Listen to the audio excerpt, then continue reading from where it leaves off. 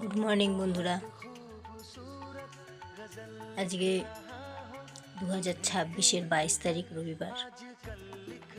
এখনও আমার বাগান শীতের ফুল গাছ আছে,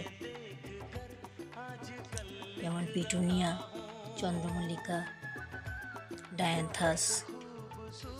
এখনও আমার বাগান আলো করে আছে।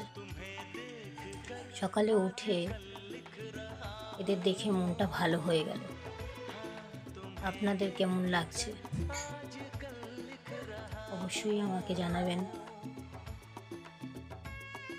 দেখুন প্রত্যেকটা ফুল কত সুন্দর।